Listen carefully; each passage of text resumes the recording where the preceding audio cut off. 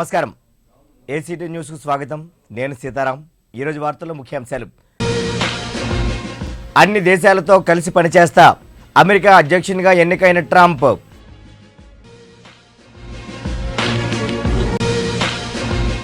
మోడీ నిర్ణయం చరిత్రలో నిలిచిపోతుంది. పెద్ద నోట్ల రద్దుపై సీఎం చంద్రబాబు.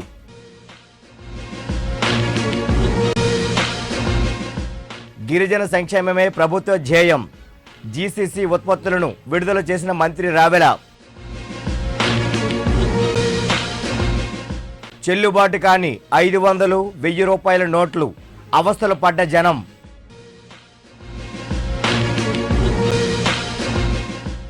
విమ్స్ను ప్రైవేటు పరం చేస్తే సహించబోం హెచ్చరించిన సిపిఎం. ఇక వార్తల్లోని వివరాలకు వెళ్దాం. అమెరికా 45వ అధ్యక్షుడిగా రిపబ్లికన్ పార్టీ అభ్యర్థి డొనాల్డ్ ట్రంప్ ఘన విజయం సాధించారు. హోరాహోరీగా సాగిన పోరులో విజయం ట్రంప్కే వరించింది. ఫలితాలు వెలువడిన వెంటనే ట్రంప్ విజయోత్సవ ప్రసంగాన్ని చేశారు. అమెరికా భవిష్యత్తు కోసం అంతా కలిసి పనిచేయవలసిన తరుణమిదిని ప్రతిపక్షానికి పిలుపునిచ్చారు. దేశాన్ని పునర్నిర్మించే పనిని సత్వరమే ప్రారంభిస్తానని హామీ ఇచ్చారు. జాతీయ అభివృద్ధి కోసం కృషి చేస్తూ అన్ని దేశాలతో కలిసి పనిచేస్తానని అన్నారు. భాగస్వామ్యాలను ఏర్పాటు చేసుకుంటాం తప్ప శత్రుత్వాన్ని కాదని స్పష్టం చేశారు. తాను అందరికీ గర్వకారణమైన అధ్యక్షుడిగా ఉంటానని పేర్కొన్నారు. 500, 1000 రూపాయల నోట్లు రద్దు చేస్తూ ప్రధానమంత్రి నరేంద్ర మోడీ తీసుకున్న నిర్ణయం చరిత్రలో నిలిచిపోయే సంఘటనగా ముఖ్యమంత్రి నారా చంద్రబాబు నాయుడు పేర్కొన్నారు. విజయవాడలో ఆయన మీడియాతో మాట్లాడారు. పెద్ద నోట్ల రద్దుతో అవినీతి రాజకీయాలకు కాలం చెల్లిపోతుందని వ్యాఖ్యానించారు. 500, 1000 రూపాయల నోట్లు అక్కర్లేదని ప్రతిపక్షంలో ఉన్నప్పుడే చెప్పానని గుర్తు చేశారు. ఇదే అంశంపై ఇటీవల ప్రధానికి ఓ లేఖ కూడా రాశానని బాబు చెప్పుకొచ్చారు. గిరిజన ఉత్పత్తులకు గిట్టుబాటు ధర కల్పించి దళారీ వ్యవస్థను రూపుమాపేందుకు జీసీసీ కృషి చేస్తోందని రాష్ట్ర గిరిజన సంక్షేమ శాఖ మంత్రి రావెల కిషోర్ బాబు అన్నారు. జీసీసీ నూతన ఉత్పత్తులు వైశాఖి కాఫీ, కుంకుమలను ఆయన నగరంలోని ఓ హోటల్లో ఆవిష్కరించారు. ఈ సందర్భంగా మంత్రి రావెల కిషోర్ బాబు మాట్లాడుతూ గిరిజనులు పండించే కాఫీ గింజలను రైతుల నుంచి జీసీసీఏ నేరుగా కొనుగోలు చేసి గిట్టుబాటు ధర చెల్లిస్తోందని చెప్పారు. గిరిజనుల సంక్షేమానికి రాష్ట్ర ప్రభుత్వం కట్టుబడి ఉందన్నారు. గిరిజన రుణాలను మాఫీ చేసిన ఘనత చంద్రబాబు నాయుడు ప్రభుత్వానికే దక్కుతుందన్నారు. ఈ కార్యక్రమంలో Zilla Parishad chairperson Lalam Bhavani, Araku MLA Sarveswara Rao, GCC MD Raviprakash తదితరులు పాల్గొన్నారు. జీసీసీ పెద్ద ఎత్తున గిరిజన ప్రాంత ప్రజలకు సేవలు అందిస్తూ ఉంది. వారిని ఆర్థికంగా నిలబెట్టడానికి, ఆర్థిక ఆదాయ వనరులు పెంచడానికి, రైతులు పండించే పంటకు గిట్టుబాటు ధర అందించడానికి, దళారుల నుంచి వారిని రక్షించడానికి అనేక కార్యక్రమాలు తీసుకుని ముందుకు వెళ్తూ ఉన్నాం. రైతులు ఎవరైతే ఉన్నారో కాఫీ పండించేవారు, వారి దగ్గర నుంచి నేరుగా కాఫీ గింజలను సేకరించడం జరిగింది. దళారులు, మధ్యవర్తులు వాళ్ళని మోసం చేస్తూ వారి ఆదాయానికి గండి కొడుతూ అన్యాయం చేస్తున్నారు. ఆ వ్యవస్థను రద్దు చేసి ఇవాళ నేరుగా జీసీసీనే కాఫీ గింజలను సేకరించేటువంటి ప్రక్రియ మొదలైంది. వారి రుణాలను కూడా మాఫీ చేయడం జరిగింది. అంతేకాకుండా నూతన ఉత్పత్తుల్ని మార్కెట్లోకి ప్రవేశపెడుతున్నాము. అంతేకాకుండా ఈ విధంగా ఇప్పుడు ఈరోజు చూశారు, కుంకుమని, వైశాఖి కాఫీని మార్కెట్లోకి ప్రవేశపెట్టడం జరిగింది. నల్లధనం, నకిలీ నోట్లను అరికట్టేందుకు కేంద్రం 500, 1000 రూపాయల నోట్లను అకస్మాత్తుగా రద్దు చేయడంతో సామాన్య మధ్య తరగతి ప్రజలతో పాటు సంపన్నులు సైతం అష్ట కష్టాలు పడ్డారు. మోడీ సంచలన నిర్ణయాన్ని అత్యధికులు స్వాగతించినప్పటికీ చేతిలో చిల్లర నోట్లు లేని వారి పరిస్థితి అత్యంత దయనీయంగా మారింది.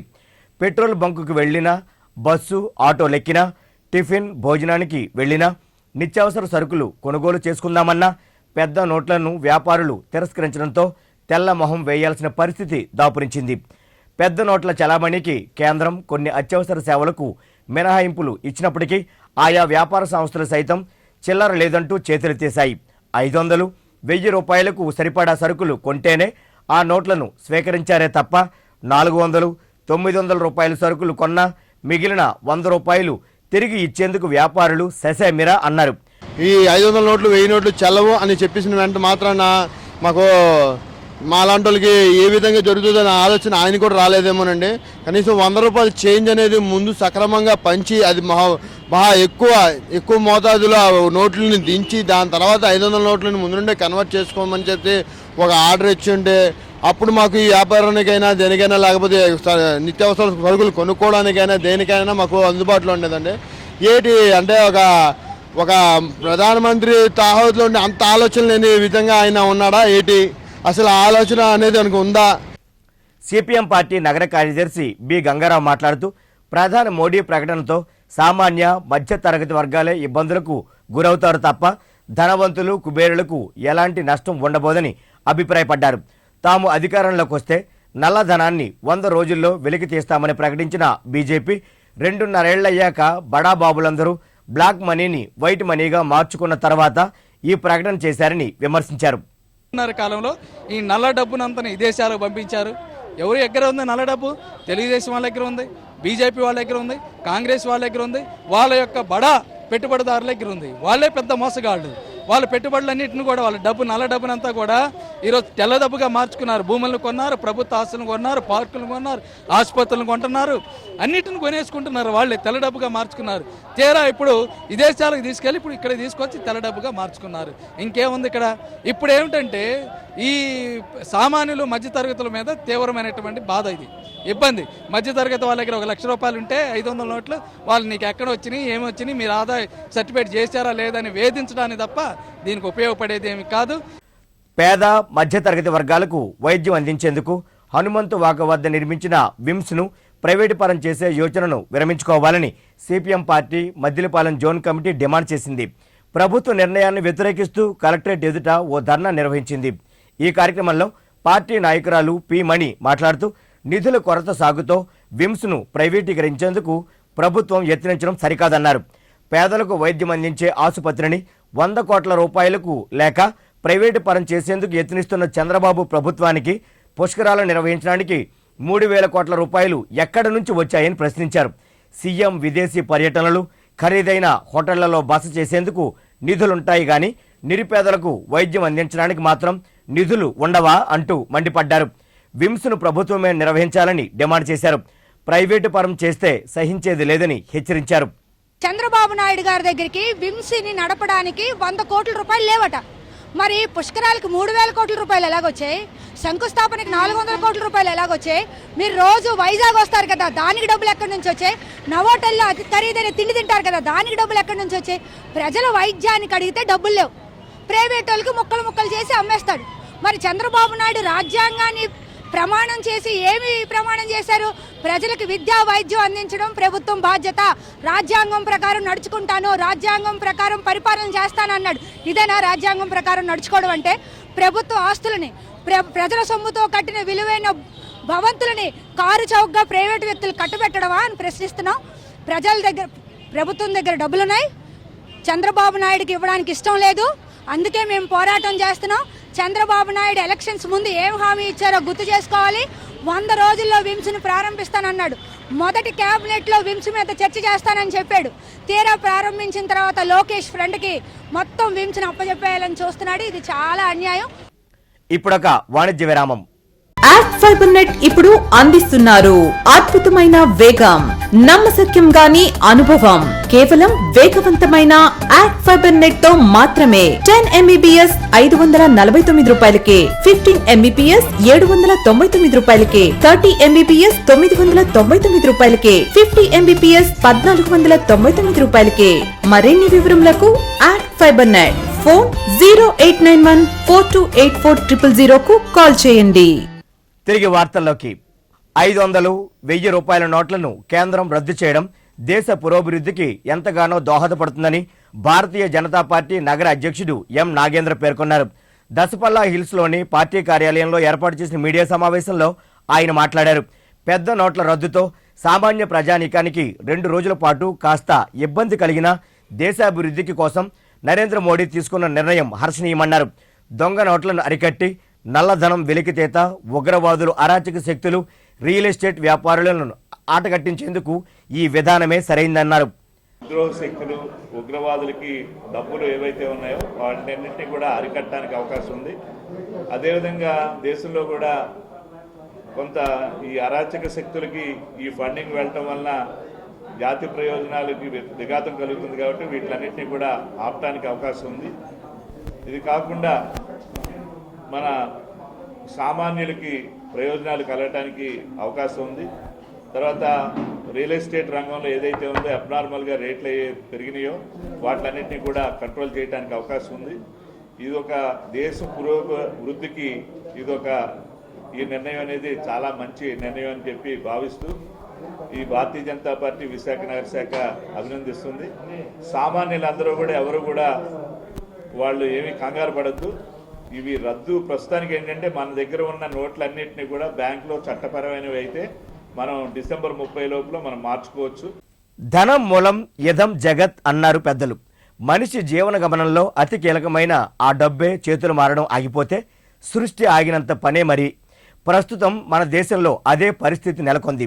నల్లధనం వెలికితీత, ద్రవ్యోల్బణం నియంత్రణ, పన్ను ఎగవేతదారుల ఆటకట్టే లక్ష్యంగా ప్రధాని మోడీ తీసుకున్న సంచలనాత్మక సాహసోపేత నిర్ణయం అన్ని వర్గాల ప్రజలకు ఒకంత ఇబ్బందికరంగా పరిణమించింది. 500, 1000 రూపాయల నోట్లు చలామణిని నిలిపివేస్తూ కేంద్రం తీసుకున్న నిర్ణయంతో బ్యాంకులు, ఏటీఎంలు పనిచేయక నగరవాసులు నానా అవస్థలు పడ్డారు. తీసుకునే నిర్ణయం చాలా మంచి నిర్ణయం అండి.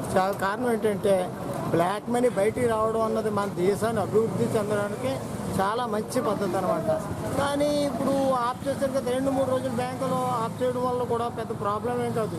2-3 రోజులు సఫర్ అయిన త్రాణ మన జీవితాలు స్థిరపడి ఒక ఉన్నతమైన స్థానానికి వెళ్ళాలంటే ఇటువంటివి తీసుకునే నిర్ణయాలు సడన్గానే తీసుకోవడం వల్ల దేశం అభివృద్ధి చెందుతుంది. మోడీ గారు ఈరోజు నిర్ణయం తీసుకున్న నిర్ణయం చాలా హర్షణీయం అండి.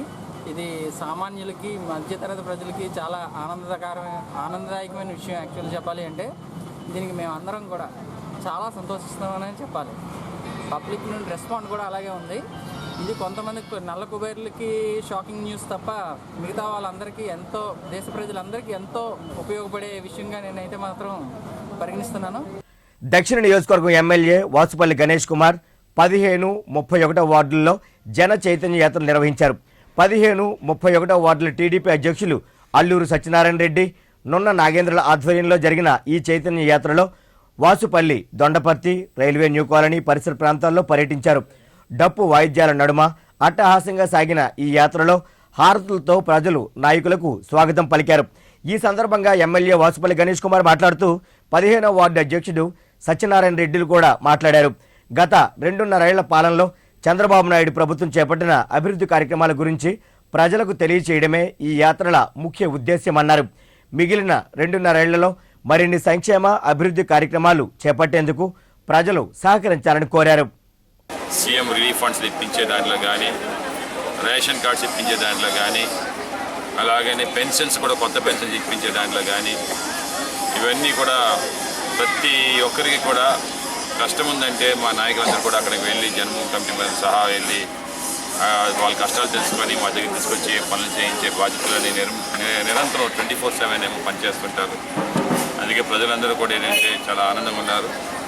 అసలు యాక్చువల్ జనచైతన్య యాత్రలు అనగానే చాలా సాధారణంగా ప్రజలు సమస్యలతో వస్తుంటారు. కానీ ఈసారి మాత్రం మాకు సమస్యలతో కాకుండా పువ్వులతోటి, హారతులతోటి, కుంకుమ తిలకం దిద్దుతుంటే మాకు చాలా ఆనందంగా ఉంది. వాళ్ళ రుణం తీర్చుకున్నామని చెప్పి మాకు సంతృప్తిగా ఉంది.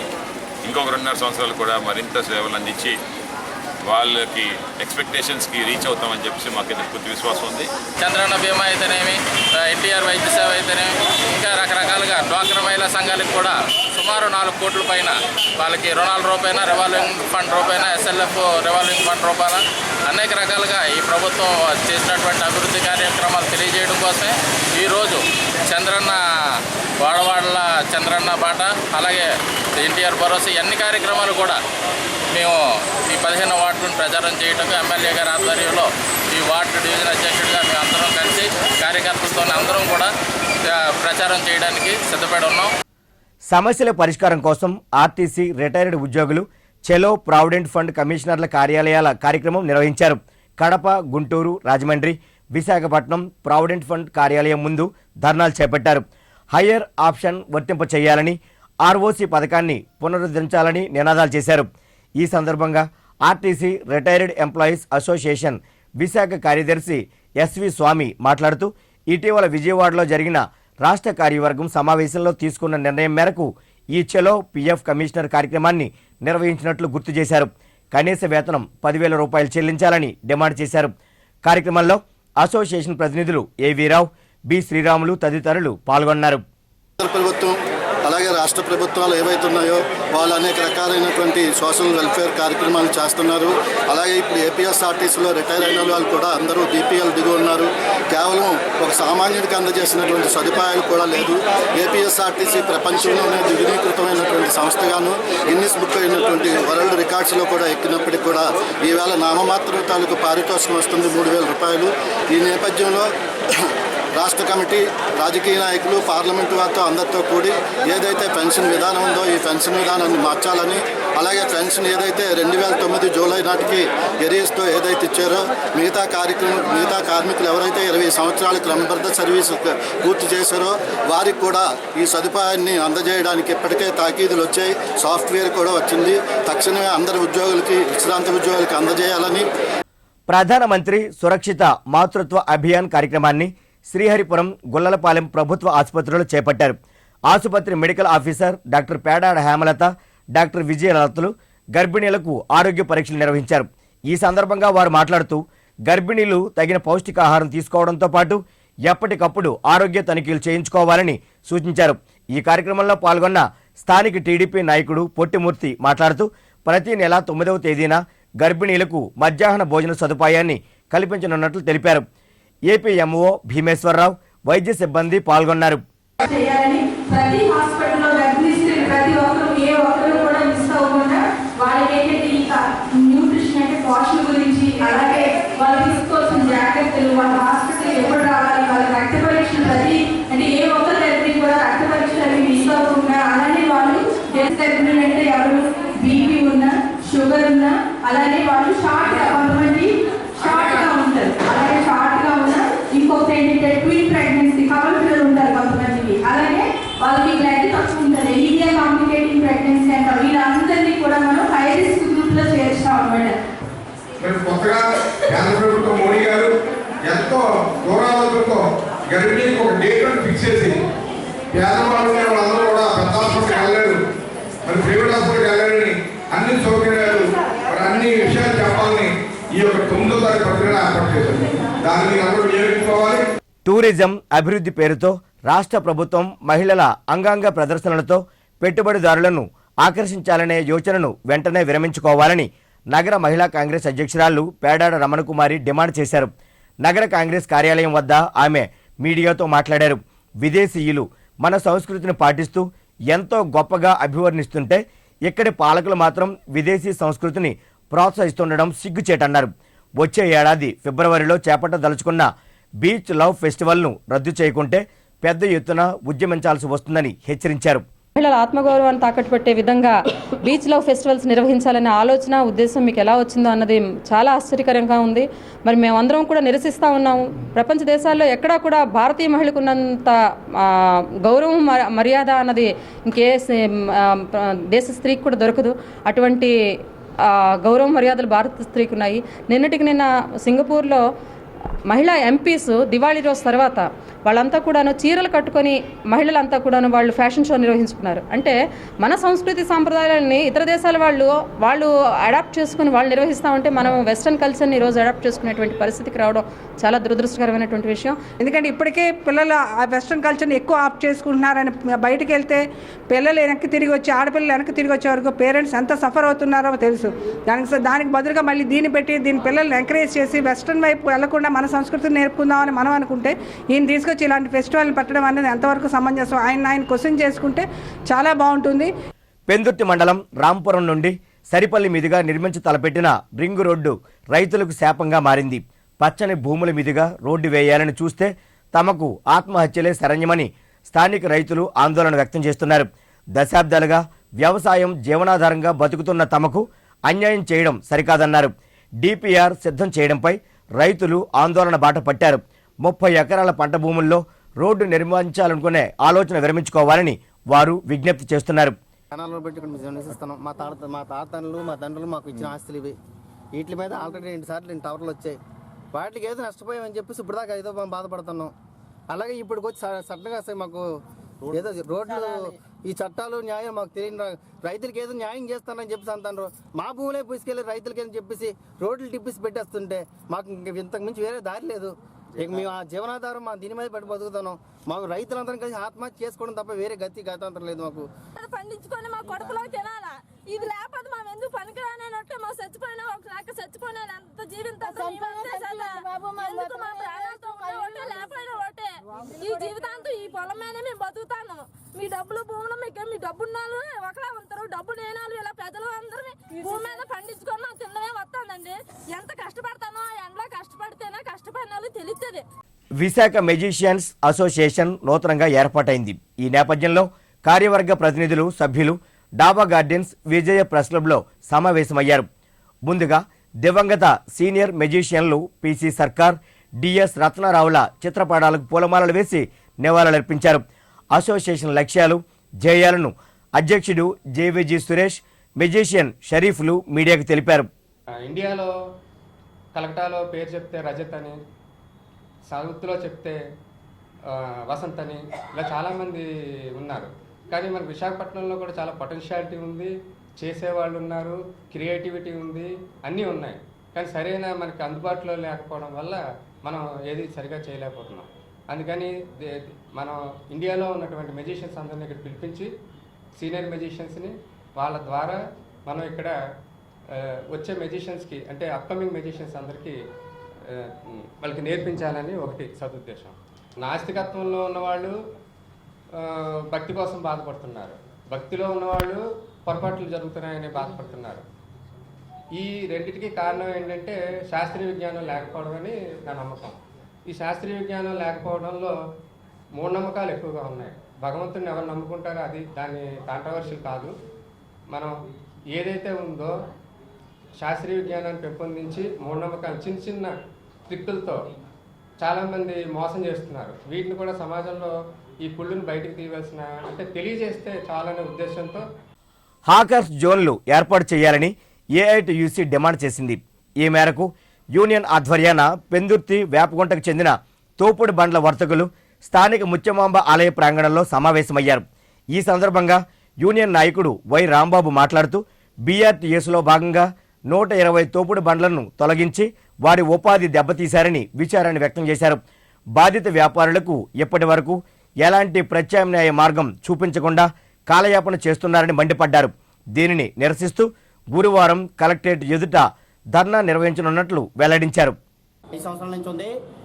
ఈనాడు జీవీఎంసీ అధికారులు, పోలీస్ అధికారులు రోడ్డుకి ఇబ్బందికరంగా ఉంది, మీ వ్యాపారాలు తొలగించేయాలని చెప్పేసి దౌర్జన్యంగా షాపులు తోయడం కూడా 4 రోజుల క్రితం జరిగింది. ఈ విషయంపై స్థానిక జడ్జి అని శివాజీ గారికి మేము వినతిపత్రం కూడా ఇచ్చాము.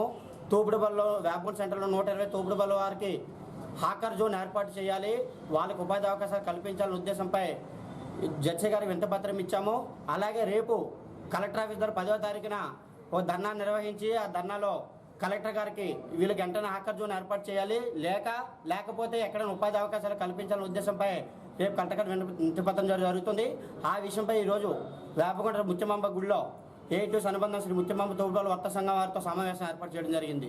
నేషనల్ లీగల్ సర్వీస్ డే సందర్భంగా లీగల్ సర్వీసెస్ కమిటీ ఆధ్వర్యాన బీచ్ రోడ్లో లెగ్స్ వాక్ నిర్వహించారు. Damodaram Sanjivayya national law university, district legal services authority, bar association, Shri Gayatri welfare cultural youth academy సంస్థల ప్రతినిధులు, సభ్యులు ఈ వాక్లో పాల్గొన్నారు. పేద సామాన్య ప్రజానీకానికి ఉచితంగా అందిస్తున్న వివిధ న్యాయ సేవల వివరాలను ఆయా సంస్థల ప్రతినిధులు మీడియాకు తెలిపారు. సర్వీసెస్ డేగా నవంబర్ 9th జరుపుకుంటూ ఉన్నాము. దీనికి district legal service authority Visakhapatnam మరియు Visakhapatnam bar association and Damodara Sanjivayya national law university ముగ్గురం కూడా కలిపి ఈ కార్యక్రమాన్ని జరుపుతూ ఉన్నాము.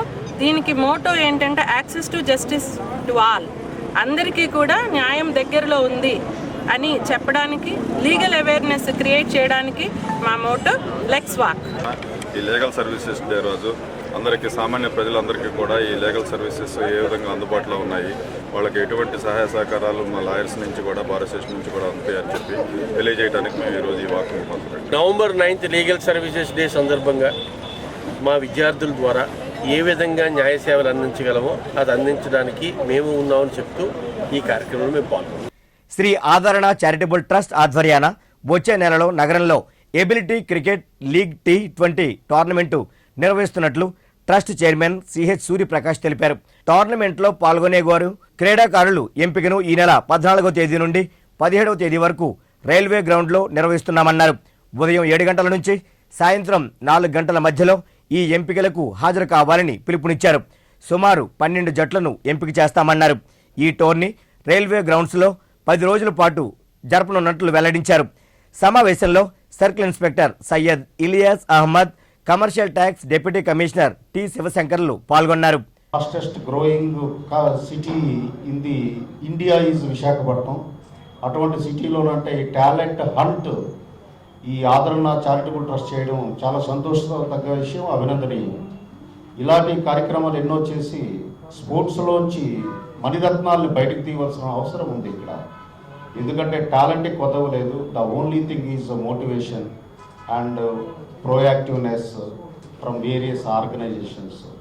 సో ఈ కార్యక్రమాలు చాలా ఆకర్షణ చేసి నేను ఈరోజు రావడానికి, వీళ్ళని ఎంకరేజ్ చేయడానికి నేను మనస్ఫూర్తిగా సహకరించాలని నిర్ణయించుకున్నాను.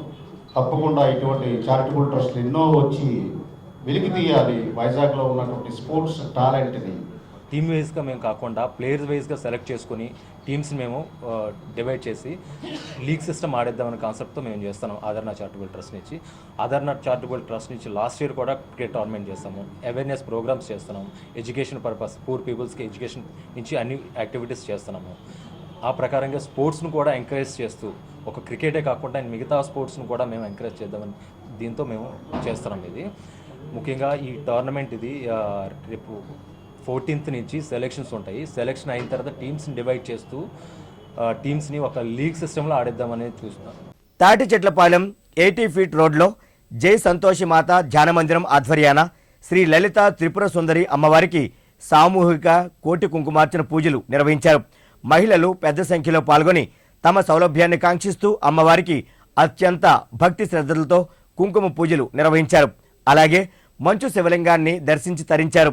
శ్రీ గురుదత్త పీఠాధిపతి వెంకటరామయ్య, శ్రీ మాతృదేవోభవ టౌన్షిప్ వారి వృక్షో రక్షిత రక్షిత పోస్టర్ను ఆవిష్కరించారు. కోటి కుంకుమ పూజల్లో పాల్గొనే భక్తులకు శ్రీ చందన ఆగ్రోఫార్మ్స్ ఉచితంగా చందనం మొక్కలను పంపిణీ చేసింది. ఈ సందర్భంగా జై సంతోషి మాత ధ్యాన మందిరం ధర్మకర్త గోపాలకృష్ణ మాట్లాడుతూ విశ్వశాంతి లోక కళ్యాణార్థం మహిళల సౌలభ్యాన్ని కాంక్షించి ఈ కోటి కుంకుమ పూజలు నిర్వహిస్తున్నట్లు చెప్పుకొచ్చారు. విశ్వశాంతిని ఆశిస్తూ దేశ రాష్ట్ర అభివృద్ధి కొరకై, అలాగే మహిళలందరూ సౌభాగ్యం కొరకు అందరూ బాగుండాలనే సత్సంకల్పంతో ఈ యొక్క కార్యక్రమాన్ని నిర్వహిస్తున్నాం. ఇది మహిళలందరూ కూడా స్వచ్ఛందంగా వాళ్ళుగా వచ్చి ముందుకొచ్చి ఈ యొక్క కార్యక్రమాన్ని వాళ్ళు ఎంతో భక్తితో చేస్తున్నారు.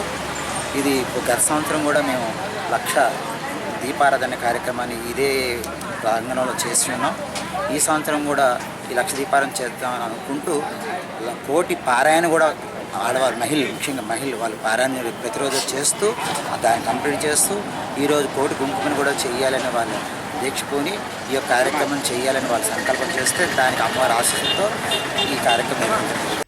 ఏసీటీ న్యూస్ ముగించే ముందు ముఖ్యాంశాలు మరోసారి. అన్ని దేశాలతో కలిసి పనిచేస్తా అమెరికా అధ్యక్షునిగా ఎన్నికైన ట్రంప్.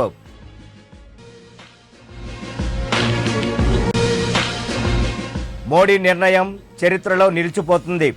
పెద్ద నోట్ల రద్దుపై సీఎం చంద్రబాబు.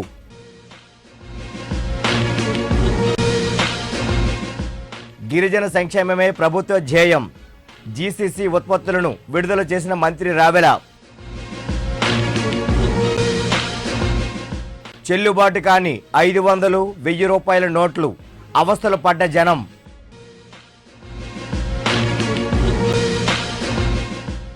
విమ్స్ను ప్రైవేటు పరం చేస్తే సహించబోం, హెచ్చరించిన సిపిఎం. ఈ వార్తలు ఇంతటితో సమాప్తం. నమస్కారం.